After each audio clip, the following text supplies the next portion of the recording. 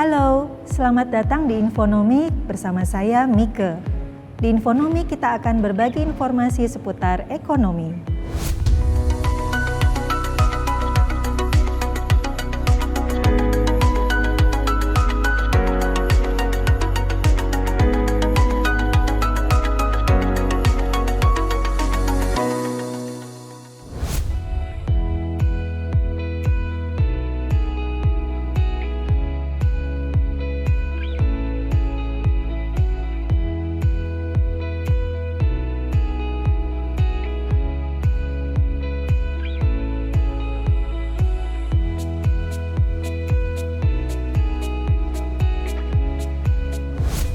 Dalam episode kali ini, kita akan membahas permasalahan dan berbagi informasi ekonomi untuk si jomblo alias lajang.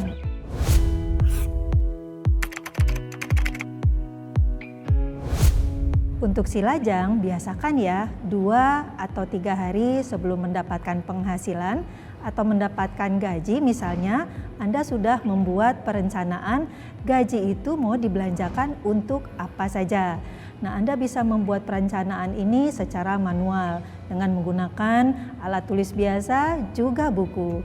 Anda juga bisa membuatnya secara digital, yaitu dengan menggunakan program Excel. Nah, di situ Anda tinggal membuat kolom dan baris dan kemudian diisi dengan berbagai pos-pos pengeluaran apa yang akan Anda bayar ketika Anda mendapat gaji atau mendapatkan penghasilan nanti. Nah, cara yang lain Anda juga bisa membuat anggaran dengan menggunakan berbagai aplikasi keuangan yang ada saat ini, sehingga membuat anggaran tidak lagi menjadi sesuatu yang sulit untuk Anda, bahkan sebenarnya bisa Anda lakukan kapan saja. Nah, ingat ya, setiap kali Anda belanja, Anda harus lihat itu sudah berapa jumlah uang yang dibelanjakan dan kemudian cek saldo kembali di dalam aplikasi pengelolaan keuangan Anda, sehingga pembelanjaan Anda selalu dalam rencana.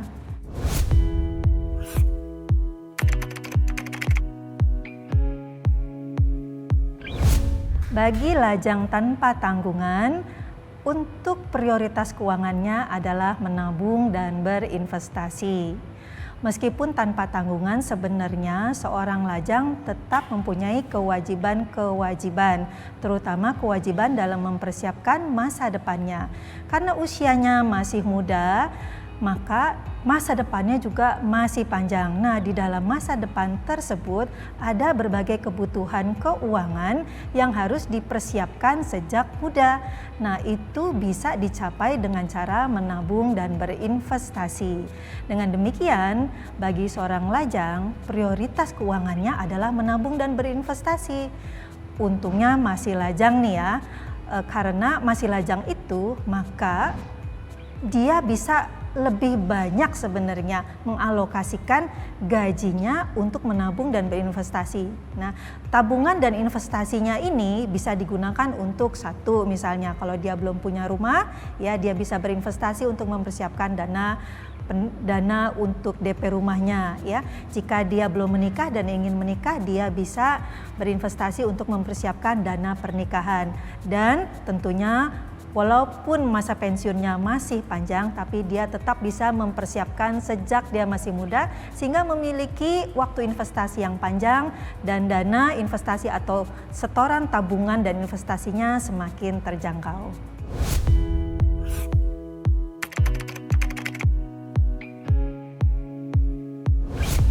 Bagi seorang single yang berusia 25 tahun atau bagi semua single yang usianya masih muda, membuat perencanaan pensiun sebaiknya jangan ditunda-tunda sampai Anda menjelang mau mendekati usia pensiun. Misalnya Anda menundanya sampai usia 40, 45 atau bahkan 50. Itu akan membuat diri Anda kesulitan mengumpulkan dananya karena waktunya sudah terlalu dekat menuju pensiun. Jika Anda mengumpulkan sejak muda di usia 25 dan masa pensiun Anda di usia 55, maka Anda mempunyai waktu 30 tahun untuk mempersiapkan dana pensiun.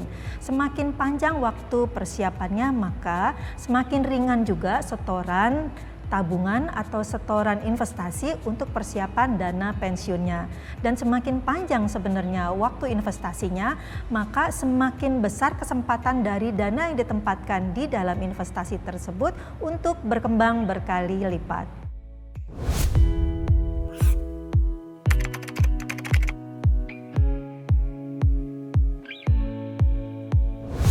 Kalau dibandingkan antara mana berbelanja dulu atau berinvestasi dulu, maka harus diingat ya, prioritas pertama itu bukan belanja. Walaupun belanja itu pasti penting ya, kita nggak bisa nggak belanja. Tapi prioritas hidup kita itu bukan hanya belanja, beli ini atau beli itu, bayar tagihan ini atau bayar tagihan itu, tidak. Prioritas utama kita adalah bagaimana agar apa yang kita miliki saat ini, terutama penghasilan kita, cukup untuk hari ini tapi juga cukup untuk masa depan kita. Jadi prioritas pertama adalah menabung dan berinvestasi. Nah, berdambung dan berinvestasi ini diusahakan dengan tujuan yang spesifik. Jadi ketika seseorang lajang menabung dan berinvestasi itu harus ada tujuannya. Nah, kalau ada tujuannya, contohnya seperti mempersiapkan dana pensiun, mempersiapkan dana DP rumah, maka si lajang tersebut menjadi fokus. Ketika ada godaan untuk membelanjakan sesuatu yang bukan pada tujuannya, maka tabungan itu atau investasi itu nggak diambil. Nah, karena itu sekali lagi prioritas utama adalah menabung dan berinvestasi. Usahakan tidak kurang dari 30% dari penghasilan Anda atau dari gaji Anda langsung dialokasikan atau ditempatkan untuk menabung dan berinvestasi.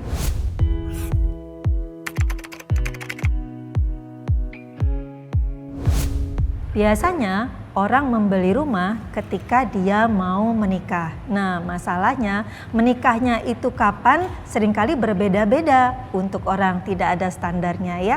Ada orang yang ingin menikah muda, tapi ada juga yang mereka menunda pernikahan. Nah, di sini tidak ada jawaban yang tepat jika dikatakan kapan yang ideal. Namun dalam perencanaan keuangan ya, dalam perencanaan keuangan tentunya ada panduan kapan membeli rumah. Biasanya usia yang ideal adalah usia 25 ketika seseorang mulai bisa mengalokasikan penghasilannya untuk tujuan pembelian rumah. Nah, pembelian rumah ini karena harganya sangat mahal, bisa ratusan bahkan sampai miliaran rupiah, maka yang harus dipersiapkan adalah pembelian rumah dengan KPR ya, karena tidak semua orang memang mampu membeli rumah secara tunai. Nah, jadi bagi lajang yang memang berniat membeli rumah tetapi tidak memiliki dana tunainya, tidak perlu khawatir. Anda bisa menabung atau berinvestasi selama 2 atau 3 tahun pertama untuk mempersiapkan dana pembelian rumah dengan cara KPR. Di situ Anda hanya perlu untuk menyiapkan sejumlah dana DP rumahnya. Nah, dengan demikian pada dasarnya di usia 25 memang sangat ideal bagi Anda untuk mempersiapkan pembelian rumah, namun tentunya untuk pernikahan kembali lagi kepada kebijakan masing-masing orang.